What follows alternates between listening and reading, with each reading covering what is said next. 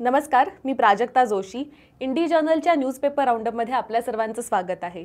कालच आम्ही हा जो शो आहे तर त्याचा 200वा एपिसोड एअर केला. गेले 200 एपिसोड आम्ही सोमवार ते शुक्रवार न चुकता तुमच्या भेटीला दररोज रात्री येत असतो. आणि आता आपल्याला माहितीच आहे काय फॉर्मॅट असतो ह्याचा, की ह्याच्यामध्ये आपण बातम्या डिस्कस करत असतो, पत्रकारांना बोलवून त्यांच्याशी बोलत असतो, कुठली बातमी चांगली लिहिलेली आहे, कुठली बातमी वेगळी आहे याबद्दलही चर्चा करत असतो. आमचा जो 200वा एपिसोड आहे तो थोडासा वेगळा एपिसोड होता. ह्याच्यामध्ये बरेचसे दर्शक जे आहेत, जे वेळोवेळी आम्हाला प्रतिक्रिया देत असतात, वेळोवेळी आमचं कौतुक करत असतात, तर त्यांच्या व्हिडिओ प्रतिक्रिया सुद्धा कालच्या एपिसोडमध्ये होत्या. तर कालचा जो एपिसोड आहे तो आमच्या फेसबुक पेजवर आहेच, तो नक्की बघा.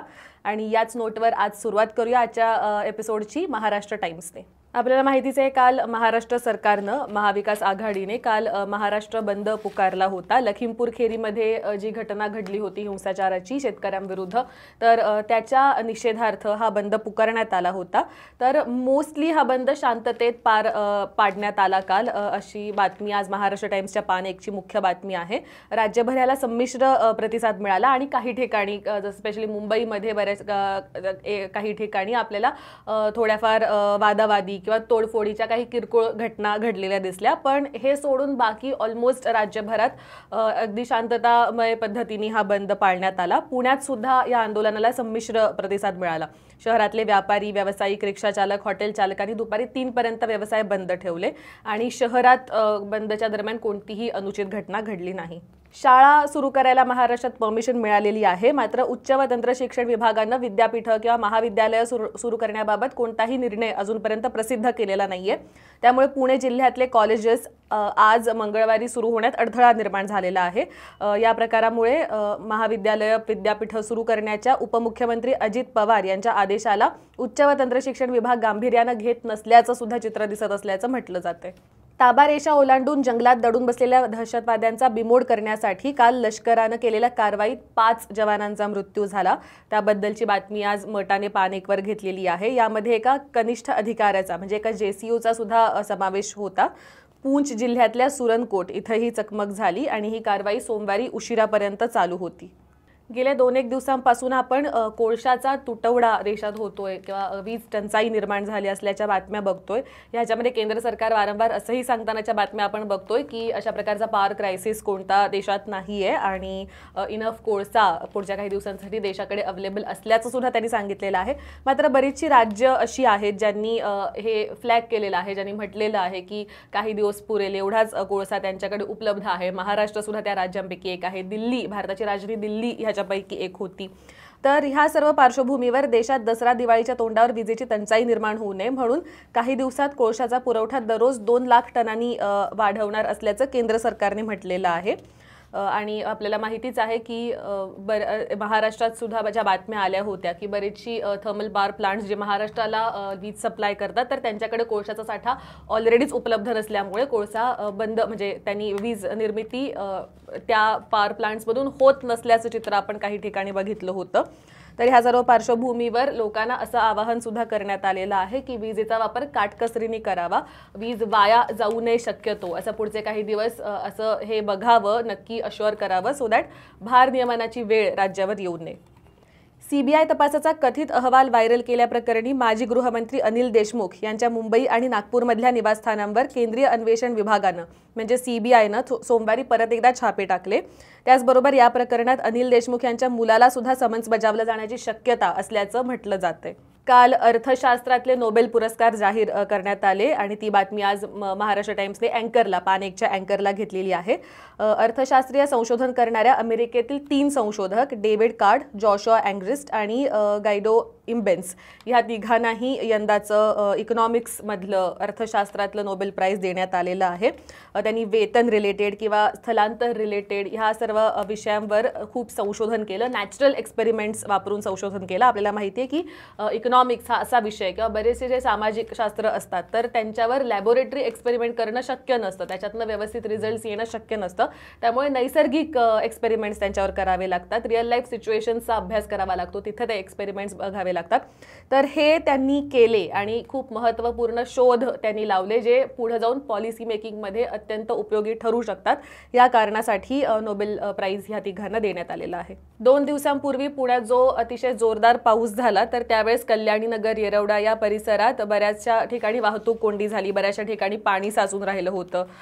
तर ह्या पार्श्वभूमीवर महापालिका प्रशासन खडबडून जागं झालं असल्याचं आज मटाने केलेल्या बातमीत म्हटलेलं आहे. आणि धानोरी, येरवडा, कल्याणी नगर या भागात पावसाचं पाणी वाहून नेणारी गटारं अजून विकसित करण्यासाठी तातडीनं हालचाली सुरू झालेल्या आहेत. त्याचबरोबर ह्यासाठी या विकास कामांसाठी महापालिका आयुक्त विक्रम कुमार यांनी तब्बल 55 कोटी रुपयांच्या निधीला तत्वतः मान्यता सुद्धा दिलेली आहे. आपण काही दिवसांपूर्वी, काही आठवड्यांपूर्वी आय थिंक न्यूजपेपर राऊंडअपच्या दरम्यानच बातमी बघितली होती की राज्यातल्या वन्यजीवांचं संरक्षण, संवर्धन आणि तसंच निसर्ग पर्यटनाबद्दल सुद्धा काही धोरण निश्चित करण्यासाठी एक वन्यजीव आराखडा तयार होणार होता. तर हा आराखडा तयार झाला असल्याची आज बातमी मटाने दिलेली आहे. आणि आज मुख्यमंत्री उद्धव ठाकरे यांच्या अध्यक्षतेखाली हा जो आढावा आहे, हा आराखडा जो आहे त्यावर आज शिक्कामोर्तब सुद्धा होणार होतं. तर हा होता आजचा महाराष्ट्र टाइम्स. यापुढचा पेपर आहे इंडियन एक्सप्रेस. जम्मू आणि काश्मीरच्या पूंछ जिल्ह्यात जे काल एन्काउंटर झालं ज्याच्यामध्ये 5 जवानांचा मृत्यू सुद्धा झाला होता. तर अर्थातच आज ती बातमी इंडियन एक्सप्रेसच्या पान 1 वरची मुख्य बातमी आहे. जे 5 जवान शहीद झाले तर त्यांचा फोटो लावलेला आहे आणि त्यांच्याबद्दलचा सविस्तर रिपोर्ट सुद्धा, म्हणजे ओव्हरऑल रिपोर्ट अरुण शर्मा यांनी जम्मूवरनं दिलेला आहे. तो सोडून जालंधर, अमृतसर, लखनौ, तिरुवनंतपुरम ह्या 4 ठिकाणांवरनं अंजू अग्निहोत्री छाबा, कमलदीप सिंग ब्रार, मनीष साहू आणि शजू फिलिप यांनी या जवानांबद्दलचे जे शहीद झालेले आहेत तर त्यांच्याबद्दलचे रिपोर्ट दिलेले आहेत की त्यांची लाईफ कशी होती, ते कोण होते, त्यांच्या मागे ते कुणाला सोडून गेलेले आहेत.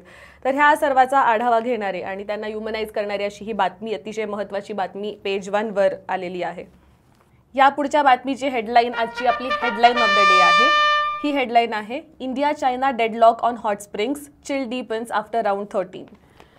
ही बातमी अर्थातच काल जे 13वा राऊंड होणार होता भारत आणि चीनच्या मध्यात लडाखमध्ये जो सीमेचा इशू आहे, LACचा जो इशू आहे, जो स्टँड ऑफ झाला होता भारतीय आणि चीनच्या सैन्यांच्या मध्ये, तर त्याच्यावर सोल्युशन काढण्यासाठी, त्याच्यावर काहीतरी कायमस्वरूपी उपाय काढण्यासाठी बरेच दिवस झाले की कॉप्स कमांडरच्या लेवलचे असो किंवा वेगवेगळ्या लेवलचे जे ऑफिशियल्स आहेत आर्मीचे तर ते भेटत आहेत, ह्याच्यावर सोल्युशन काढायचा प्रयत्न करत आहेत. मात्र ह्यातल्या बऱ्याचशा चर्चा ह्या निष्फळ ठरलेल्या आहेत. आता हा 13वा जो राऊंड होता चर्चांचा तो सुद्धा निष्फळ ठरलेला आहे. आणि त्याचबरोबर असं सुद्धा म्हटलं जाते की भारताला असं वाटतं हा राऊंड निष्फळ ठरल्यामुळे भारत आणि चीन हे दोघंही त्या LACवर त्यांचे जे पोझिशन्स आहेत तर ते अजून स्ट्रॉंग करण्याची शक्यता ह्याच्यानंतर वर्तवली जात आहे. कृष्ण कौशिक यांनी ही बातमी दिली आहे दिल्लीवरून. पेंडोरा पेपर्सचं जे महत्त्वाचं इन्व्हेस्टिगेशन आहे ICIJने जे केलं होतं आणि इंडियन एक्सप्रेस सुद्धा त्याचा एक भाग होता, तर आज त्याचा पार्ट 8 दिलेला आहे. दररोज हे जे रिपोर्ट्स येतात पेंडोरा पेपर्सबद्दल त्यात कोणत्या कोणत्या भारतीयांची नावं ह्याच्यामध्ये आलेली आहेत याचा उलगडा होत असतो. तर आज सुद्धा त्याबद्दलच्या महत्त्वाच्या बातम्या इंडियन एक्सप्रेसने केलेल्या आहेत.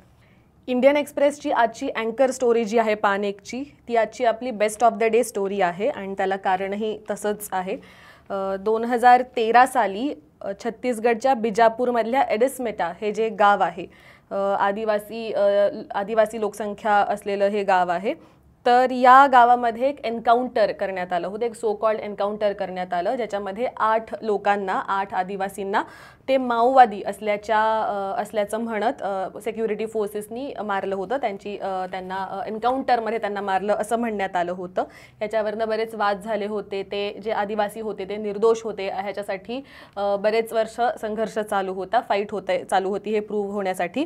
आणि नुकतंच गेल्या वर्षीच एक रिपोर्ट बाहेर आला ज्याच्यातून हे दिसून आलं की हे एन्काउंटर खरं नव्हतं. ते आदिवासी जे होते त्यांच्या हातात ते अनार्म्ड होते, त्यांच्याकडे काही हत्यारं नव्हती, ते निर्दोष असताना सुद्धा त्यांची हत्या करण्यात आली होती हे समोर आलेलं आहे. तर आजचा जो रिपोर्ट आहे तो गार्गी वर्मा यांनी या एडिसमेटा गावाबद्दलचा रिपोर्ट केलेला आहे की कशी अशा प्रकारची एखादी घटना जी आहे ती एखाद्या गावाचं सगळं अस्तित्वच बदलून टाकू शकते.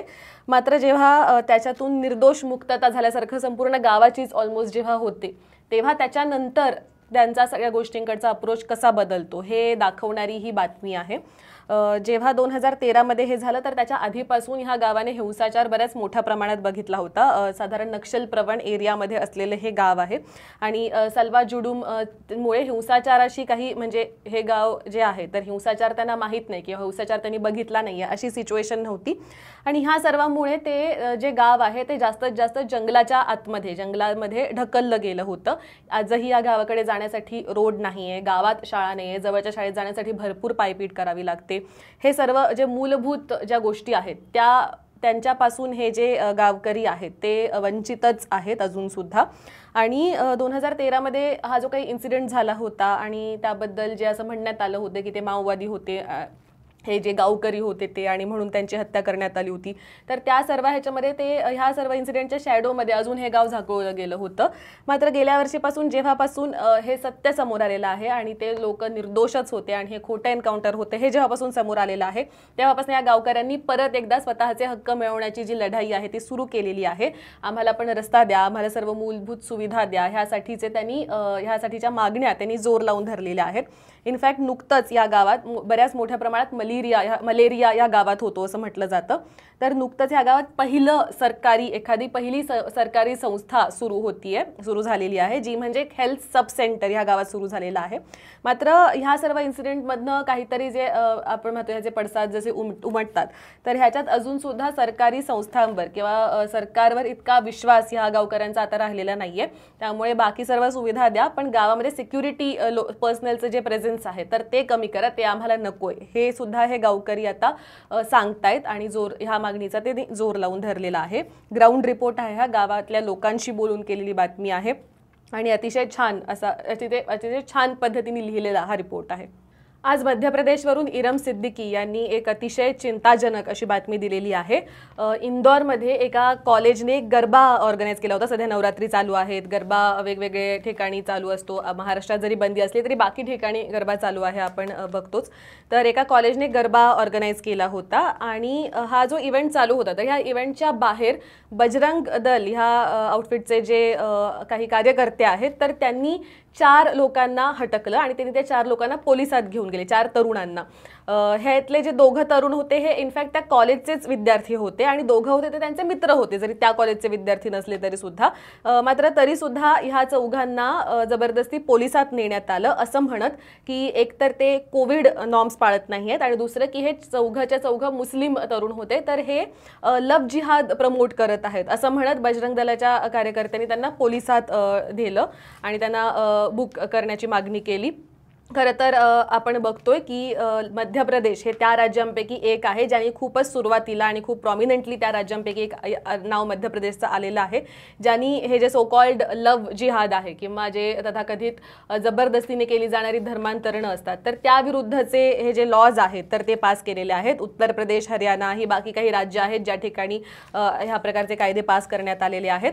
तर मध्य प्रदेशमध्ये सुद्धा आणि ह्या बाकी राज्यांमध्ये सुद्धा जेव्हापासून हे कायदे अशा प्रकारे तयार केलेले आहेत तर तेव्हापासून असं म्हटलं जात होतं की त्याचा गैरवापर होण्याची फार मोठी शक्यता आहे. त्याचा गैरवापर मायनॉरिटीजच्या विरुद्ध होण्याची शक्यता आहे किंवा अनफेअर ट्रीटमेंट लोकांना त्याच्यामुळे मिळण्याची खूप जास्त शक्यता वर्तवण्यात आली होती आणि तसे बरेचसे आपण इन्सिडेंट्स वेगवेगळ्या ह्या राज्यांमध्ये बघतच आलेलो आहोत आणि त्याच्या बातम्या आपण डिस्कस करत आलेलो आहोत. तर तशीच आजची सुद्धा ही बातमी आहे. ह्याच्यामध्ये अजून एक इंटरेस्टिंग गोष्ट अशी आहे की इंदोरच्या त्या पोलीस स्टेशनचे जे सुप्रिटेंडंट ऑफ पोलीस आहेत महेश चंद जैन तर त्यांनी असं म्हटलेलं आहे की ह्या 4 तरुणांविरुद्ध जी ॲक्शन डिमांड केली जात होती, जी कारवाई करण्याची मागणी केली जात होती तर ती अनफेअर आहे असं त्यांचं सुद्धा म्हणणं होतं. त्यांचं सुद्धा म्हणणं होतं की ते काही बरोबर नाही आहे आणि त्यांनी हे रेकमेंड केलं होतं की ह्या तरुणांना डिटेन करण्यात येऊ नये, की त्यांचं डिटेन्शन करणं गरजेचं नाही आहे, ही कारवाई गरजेची नाही आहे असं त्यांनी म्हटलं होतं. मात्र तरीसुद्धा त्यांना 4घांना पब्लिक न्यूइसन्स म्हणजे पब्लिकमध्ये सार्वजनिक ठिकाणी ते काहीतरी न्यूइसन्स करतायत असं म्हणून त्यांना बुक करण्यात आलं ह्याच्या अंडर. तर मला असं वाटतं की अशा प्रकारे जस्ते त्या गरबाच्या ठिकाणाच्या बाहेर उभे होते आणि जस्ते मुस्लिम होते तर एवढ्याच कारणास्तव त्यांना अशा प्रकारे अटक करण्यात आलेली आहे. आणि मला वाटतं लव्ह जिहाद हे खरं आहे किंवा हे खरोखरी असं होतं किंवा ह्याच्यामध्ये अशा प्रकारच्या कायद्यांची गरज आहे ह्याचं समर्थन करणाऱ्यांनी ह्या घटनांकडेही तितक्याच सिरियसली बघणं गरजेचं आहे. हा झाला आजचा इंडियन एक्सप्रेस. यापुढच्या पेपर्सकडे वळण्याआधी मी तुम्हा सर्वांना एक अपील करू इच्छिते। आपल्याला माहितीच आहे की इंडी जर्नल हे एक रीडर फंडेड आणि इंडिपेंडेंट न्यूज प्लॅटफॉर्म आहे आणि आमचं काम असंच कंटिन्यू करत राहण्यासाठी आम्हाला तुम्हा सर्वांच्या सपोर्टची गरज आहे। तुम्ही आतापर्यंत देतच आलेला आहात, यापुढेही नक्की आम्हाला तो सपोर्ट द्या। आमच्या वेबसाईटवर आम्ही दररोज वेगवेगळ्या विषयांना हात घालणाऱ्या बातम्या पब्लिश करत असतो, ज्याच्यामध्ये बरेचसे सविस्तर लेख असतात, डेटा सेंट्रिक बऱ्याचशा बातम्या असतात, काही इंटरव्ह्यूज असतात, छोटे मोठे अपडेट्स सुद्धा त्याच्यावर असतात, जे इतर आम्ही जास्तीत जास्त एक्सक्लुझिव्ह अपडेट्स द्यायचा सुद्धा प्रयत्न त्याच्यावर करत असतो। इंग्लिश आणि मराठी या दोन्ही भाषांमध्ये आमचे लेख किंवा आमचे हे अपडेट्स असतात, तर आमची वेबसाईट नक्की बघा। इंडी जर्नल याच नावाने आमचं एक यूट्यूब चॅनल सुद्धा आहे, ज्याच्यावर आम्ही वेगवेगळे एक्सप्लेनर्स, इंटरव्ह्यूज हे वेळोवेळी पब्लिश करत असतो। व्हिडिओ रिपोर्टाजेस बरेचसे स्पेशल आम्ही वेगवेगळ्या ठिकाणी जाऊन करत असतो। नुकतंच पॅन्डोरा पेपर लीक जे प्रकरण झालं, तर त्यावरचाही एक स्पेशल एक्सप्लेनर आम्ही त्याच्यावर अपलोड केलेला आहे। आमच्या चॅनलला नक्की सबस्क्राईब करा, म्हणजे हा आमचा सर्व जो कंटेंट आहे तर तो तुमच्यापर्यंत सोपेपणाने पोहोचू शकेल। जर या व्हिडिओचं डिस्क्रिप्शन तुम्ही बघितलं तर तुम्हाला गुगल प्ले स्टोरची एक लिंक त्याच्यामध्ये दिसेल, त्यावर क्लिक केले तर तुम्ही इंडी रेडिओ हे जे आमचं ॲप आहे तर ते तुम्ही डाउनलोड करू शकाल। या ॲपवर आमचा जो वेबसाईटचा कंटेंट असतो तो तर ऑडिओ स्वरूपात असतो, त्याचबरोबर बरेचसे ऑडिओ स्पेसिफिक पॉडकास्ट कार्यक्रम सुद्धा त्याच्यावर असतात, जसं की दररोज रात्री डेली न्यूज रील या नावाने एक न्यूज बुलेटिन येतं रेग्युलरली, त्याच्यामध्ये देश विदेशात ज्या काही घटना घडलेल्या असतात तर त्यांचा उल्लेख असतो। दररोज रविवारी शेती मातीच्या गोष्टी नावाचे एक पॉडकास्ट आम्ही एअर करतो, ज्याच्यामध्ये त्या अख्ख्या आठवड्यामध्ये शेतीविषयक काय काय घटना घडलेल्या आहेत, काय काय शेतीविषयक घडामोडी झालेल्या आहेत, काय नवीन डेव्हलपमेंट्स झालेल्या आहेत, शेतीमालाविषयी काय काय झालेले आहे, हवामानबद्दल काय काय झालेलं आहे, तर ह्या सर्वांचा आढावा आम्ही त्याच्यामध्ये घेत असतो। आमचा जर प्रीमियम कंटेंट तुम्हाला ॲक्सेस करायचा असेल तर आमचं सबस्क्रिप्शन तुम्हाला घ्यावं लागेल, मात्र हे सबस्क्रिप्शन जे आहे ते अतिशय माफक दरात उपलब्ध आहे, फारसं काही महाग ते नाही आहे, त्यामुळे तुम्ही नक्की कन्सिडर करा आमच्या ॲपसाठी सबस्क्राईब सुद्धा करणं, जेणेकरून आमचा बाकी जो अजून एक्सक्लुझिव्ह कंटेंट असेल, काही पॉडकास्ट आहेत, काही ऑडिओ रिपोर्ट्स आहेत, काही इंटरव्ह्यूज आहेत, तर ते सर्व सुद्धा तुम्हाला त्याच्यावर ऐकता येतील। याचबरोबर आता आपण वळूयात आपल्या पुढच्या पेपरकडे, जो आहे लोकमत। महाराष्ट्रात काल जो बंद पाळला गेला तर त्याबद्दलची बातमी अर्थातच लोकमतने पेज 1 प्रॉमिनंटली घेतलेली आहे। उत्तर प्रदेशमधल्या लखीमपूर खेरीमध्ये ज्या काही घटना घडल्या, ज्या काही हिंसाचाराच्या घटना घडल्या, तर त्याच्यासाठी जे केंद्रीय गृह राज्यमंत्री आहेत अजय मिश्रा, त्यांच्या मुलाला ऑलरेडी अटक करण्यात आलेली आहे आणि न्यायालयानं त्याला 3 दिवसांची पोलीस कोठडी सुद्धा सुनावलेली आहे। हे प्रकरण अधिक वाढण्याची भीती सध्या भाजपला वाटतेय, त्यामुळे अजय मिश्रा यांचं मंत्रिपद जाणार आहे की काय, अशा प्रकारच्या शंका सध्या वर्तवल्या जात आहेत। सध्या वीज टंचाईचं संकट तर आपल्या समोर आहेच। वीज निर्मितीसाठी कोळसा मिळवण्याची धडपड ही ऑलरेडी वीज वितरण कंपनी समोर सुरू आहे, मात्र ह्याच्यातच आता कंत्राटी कामगारांच्या संपाचं संकट सुद्धा महावितरण समोर आलं असल्याचं म्हटलं जाते। ह्याचं रिझन पण ॲक्च्युली व्हॅलिडच आहे की अनेक वर्ष सलग सेवा देणाऱ्यांना वगळून नव्यानं 5,000 कामगारांची भरती करण्यात आलेली आहे आणि याचा निषेध म्हणून तब्बल 25,000 कामगारांनी संपाचा इशारा प्रशासनाला दिलेला आहे। यापुढची बातमी आजची आपली क्रिंज ऑफ द डे बातमी आहे। आपल्याला जर आठवत असेल की कोविडचं लसीकरण जेव्हा 18 वर्षावरील लोकांसाठी सुरू करायचं ठरलं, तर त्यावेळेस केंद्र सरकार स्वतःचे हात झटकण्याचा एका बाजूने प्रयत्न त्याच्यातून करत होतं की राज्यांनीच ते सर्व वॅक्सिन्स प्रोक्युअर करावे किंवा प्रायव्हेट ह्यांनी प्रोक्युअर करावे, केंद्र सरकार ते देणार नाही, अशा प्रकारच्या घोषणा त्यावेळेस झाल्या होत्या, निर्णय त्यावेळेस झाले होते, ज्यामुळे बऱ्याचशा राज्यांना लशी मिळतच नव्हत्या, लसीकरण होऊच शकत नव्हतं। या सर्वावर सोल्युशन म्हणून नंतर परत एकदा केंद्र सरकारने लसीकरण जे आहे ओव्हरऑल ते स्वतःच्या हातात घेतलं होतं। थोडंसं नाराजीनीच, डिसअपॉइंटमेंटनीच का होईना ते त्यांनी स्वतःच्या हातात घेतलं होतं। खरं तर लसीकरण प्रोव्हाइड करणं हे केंद्र सरकारचंच काम आहे, हे सरकारचं काम आहे की सर्वांपर्यंत लसीकरण मोफत पोहोचलं पाहिजे। मात्र आता सध्या जे आपण पेट्रोल डिझेलचे भाव वाढलेले बघतोय, त्याचे दर जे आपण वाढलेले बघतोय, तर नुकतंच एका मंत्र्यांनी ह्याचा संबंध जो आहे तर तो कोविडच्या लशी मोफत पुरवण्याशी लावलेला आहे। केंद्रीय पेट्रोलियम आणि नैसर्गिक वायू राज्यमंत्री रामेश्वर तेली यांनी असं म्हटलेलं आहे की देशवासियांना कोरोना प्रतिबंधक लस मोफत दिल्यामुळे पेट्रोल आणि डिझेलच्या किमती वाढलेल्या आहेत। ॲक्च्युली ही बातमी लिहिताना पण खूप इंटरेस्टिंग पद्धतीने लिहिलेल्या आहेत की पेट्रोलियम राज्यमंत्र्यांची मुक्ताफळे असं त्यांनी ह्याच्यामध्ये म्हटलेलं आहे। मला वाटतं ही बातमी क्रिंज ऑफ द डे का आहे हे ह्याच्यावरून आपल्याला समजतच असेल। प्रवीण खेते यांनी आज अकोल्यावरून एक अतिशय छान बातमी दिलेली आहे।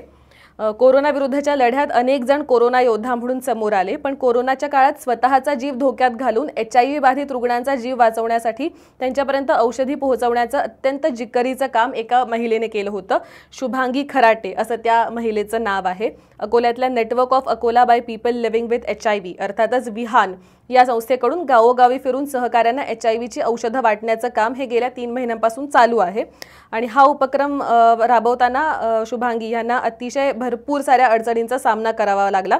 मात्र तरीसुद्धा हार न मानता त्यांनी HIVची औषधं जी आहेत ती सर्व लोकांपर्यंत पोहोचवण्याचं काम कोरोना काळात सुद्धा चालूच ठेवलं.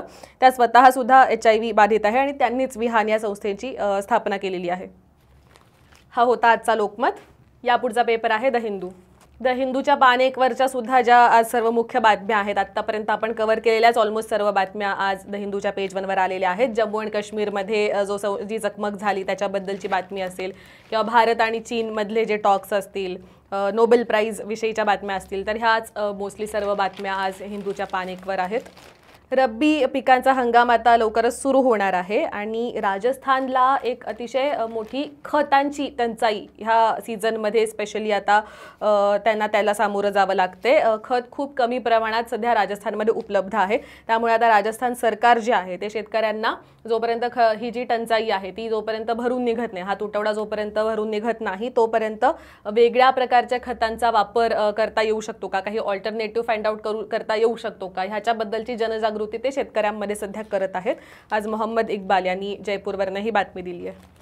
राईट टू इन्फॉर्मेशन म्हणजे माहिती अधिकार, माहितीचा अधिकार जो देशातल्या आपल्या नागरिकांना मिळतो आणि त्याच्या अंडर आपण RTIचे ॲप्लिकेशन फाईल करू शकतो आणि माहिती जी क्रुशियल माहिती आहे, महत्त्वाची माहिती मिळवू शकतो. मात्र देशभरात जवळपास 2 लाखाहून जास्त RTIचे ॲप्लिकेशन्स जे आहेत, RTIच्या मागण्या ज्या आहेत त्या पेंडिंग असल्याचं नुकतंच एका सतर्क नागरिक संघटनेच्या एनालिसिसमधनं समोर आलेलं आहे. त्याबद्दलचा सविस्तर रिपोर्ट आज द हिंदूने केला आहे. RTI बद्दलच बोलत असताना त्याच्याशीच रिलेटेड पुढची बातमी आहे की एका RTI इन्क्वायरीमधून असं विचारण्यात आलं होतं केंद्र सरकारला की प्रायव्हेट किती वॅक्सिन देण्यात आलेले आहेत देशात, म्हणजे प्रायव्हेट प्लेयर्सकडून, प्रायव्हेट हॉस्पिटल किंवा क्लिनिक्स किंवा सेंटर्सकडून किती वॅक्सिनेशन झालेलं आहे याबद्दलचा डेटा त्यांनी ह्या RTI इन्क्वायरीमधनं मागवण्यात आला होता. मात्र अशा प्रकारचा कोणताही डेटा सरकारकडे अवेलेबल नसल्याचं केंद्र सरकारने म्हटलेलं आहे. हा थोडासा पॅटर्नच झाल्यासारखा आपल्याला दिसत आहे. म्हणजे मायग्रंट किती घरी गेलेच्यापासून आता वॅक्सिनबद्दल असू देत किंवा किती डॉक्टर्सचा मृत्यू झाला कोविडमुळे, तर ओव्हरऑलच ह्या सगळ्याच बाबतीत केंद्र सरकारला कोणतीच माहिती नाहीये असं आपल्याला ओव्हरऑल दिसून आलेलं आहे. त्याच्यातच अजून एक प्रश्न आता ॲड झालेला आहे. तर हा होता आजचा द हिंदू आणि याचबरोबर आजचा न्यूजपेपर राऊंडअप सुद्धा आम्ही इथंच थांबवत आहोत. दररोज आमचा राऊंडअप बघत राहण्यासाठी आम्हाला फेसबुकवर नक्की फॉलो करा आणि इंडी रेडिओ हे आमचं ॲप डाउनलोड करायला विसरू नका. धन्यवाद.